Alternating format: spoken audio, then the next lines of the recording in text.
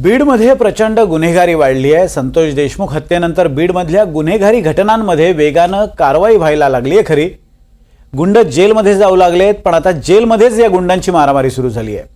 बीड जेलमध्ये 2 टोळ्यांमध्ये हाणामारी झाली आहे। मात्र याबद्दल प्रत्येकाचे दावे वेगवेगळे आहेत। तर दुसरीकडे या हाणामारीवरून राजकारणही जोरात सुरू झालंय।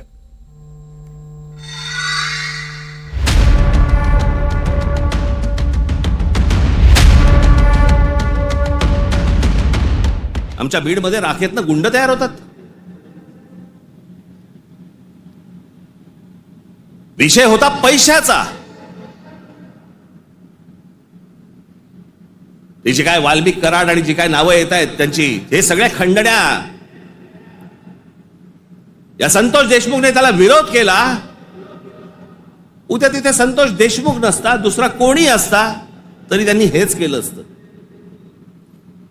विषय होता पैशांचा, विषय होता खंडणीचा, विरोध होता खंडणीला विरोध करणाऱ्यांचा। आम्ही लेबल काय लावली? वंजाराने मराठ्याला मारलं। त्याच्यात वंजारांचा काय संबंध आणि मराठ्यांचा काय संबंध? कशात गुंतून पडतोय आपण? पण तुम्हाला गुंतवलं जातंय, हे राजकीय पक्ष तुम्हाला गुंतवतायत त्याच्यामध्येच गुंतून राहा।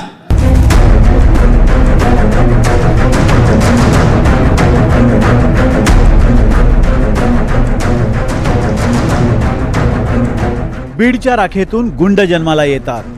हे गुंड आधी मोकाट फिरतात, मग जेलमध्ये जातात आणि जेलमध्ये गेल्यानंतरही आतमध्ये मारामारी करतात। संतोष देशमुख हत्येप्रकरणी बीडच्या जेलमध्ये असलेल्या वाल्मिक कराड, सुदर्शन घुले यांच्या गँगची बबन गित्ते गँगशी जेलमध्येच हाणामारी झाली आहे। मकोका कायद्याअंतर्गत आरोपी असलेला वाल्मिक कराड आणि सुदर्शन घुले बीडच्या कारागृहात कैद आहेत। तर दुसऱ्या बॅरेकमध्ये अक्षय आठवले नावाचा आरोपी मकोकाची शिक्षा भोगतोय। मरळवाडीचे सरपंच बापू आंधळे यांच्या हत्येप्रकरणी प्रमुख आरोपी बबन गित्ते फरार असला तरीही इतर आरोपी म्हणजे मुकुंद गित्ते, महादेव गित्ते, राजाभाऊ नेहरकर आणि राजेश वाघमोडे बीडच्या जेलमध्ये आहेत। जेलमधल्या आरोपींपैकी अक्षय आठवले आणि महादेव गित्ते हे दोघे जण वाल्मिक कराड आणि सुदर्शन घुलेच्या अंगावर धावून गेल्याची माहिती मिळते। सुरुवातीला त्यांच्यामध्ये बाचाबाची झाली, नंतर त्याचं हाणामारीत रूपांतर झालं। हा एकच प्रसंग नव्हे, तर दोन्ही गटातले आरोपी यापूर्वी सुद्धा आमनेसामने आले होते। गेल्या 4 ते 5 दिवसांपासून आठवले, गित्ते, कराड आणि घुले यांच्यामध्ये वाद सुरू असल्याची माहिती आहे। कराडनं आपल्याला एका खोट्या केसमध्ये अडकवल्याचा गित्ते गँगचा आरोप आहे आणि याच कारणावरून दोघांमध्ये जेलमध्ये हाणामारी झाल्याचं समजतंय। जेलमध्ये नाश्ता झाल्यानंतर सकाळी 11च्या सुमारास जामीन झालेल्या आरोपींना बाहेर सोडण्यात येतं। यावेळी सर्व कैदी हे बराकीच्या बाहेर असतात। आज सकाळी देखील या आरोपींना असंच बाहेर सोडण्यात आलं होतं। त्यावेळी ही मारहाण झाल्याचं समजतंय। मात्र कराडला मारहाण झालं नसल्याचं जेल प्रशासनाचं म्हणणं आहे। राजेश वाघमोडे आणि सुदीप सोनवणे यांच्यात मारहाण झाल्याचा दावा जेल प्रशासनाकडून करण्यात येतोय। बीड जेलमधल्या या हाणामारीबद्दल जेल प्रशासन मात्र बोलायला तयार नाहीये, पण यावरून राजकीय आरोप प्रत्यारोप सुरू झालेत। नाही, याच्यावरती मला असं वाटतं एसपींनी सुद्धा वचक ठेवायला होता, कारण हवा होता। एसपी हे इथं स्वतः ह्यालाच असतात, हेडक्वार्टरला असताना सुद्धा एसपींनी हे व्हीआयपी ट्रीटमेंट झाल्या, त्या व्हीआयपी ट्रीटमेंटला व्हिडिओ पाहायचे, पेपरला आल्याच्या नंतर ह्याला सस्पेंड करा, त्याला सस्पेंड करा। याच्याऐवजी अगोदर एसपींनी काय त्याची व्हिजिट का नाही केली? जेलमध्ये हाणामाऱ्यापर्यंत गेलं, एखाद्या वेळेस आता बाहेर मर्डर करून थकले, ते आत जाऊन मर्डर करणार नाहीत हे कशावरून? मला जी माहिती मिळाली आहे त्यानुसार जेलमध्ये जोरजोरात भांडणं झाली आहेत।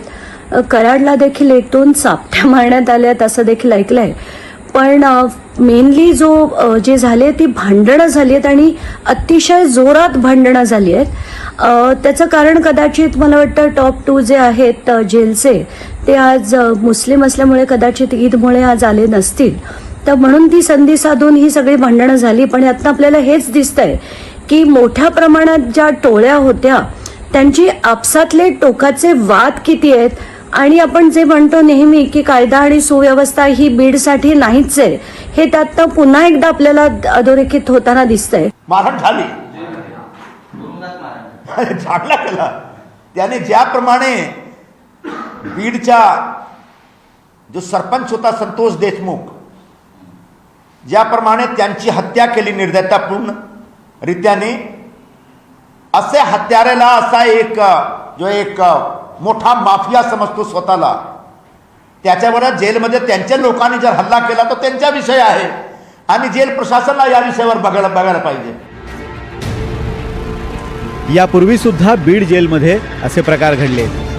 त्यासाठी जेलमध्ये पोलिसांची जादा कुमकही तैनात करण्यात आली होती. या जेलमध्ये वाल्मिक कराडला VIP ट्रीटमेंट मिळत असल्याचा आरोप होतोय आणि म्हणूनच आता या जेलमधून कैद्यांना इतरत्र हलवण्याची मागणी होते आहे. कैद्यांमधले वाद रोखण्यासाठी पोलीस खरंच अपयशी ठरतायत की यामागे काही वेगळाच डाव आहे, अशीही शंका घ्यायला जागा आहे. विनोद जिरे, NDTV मराठी, बीड.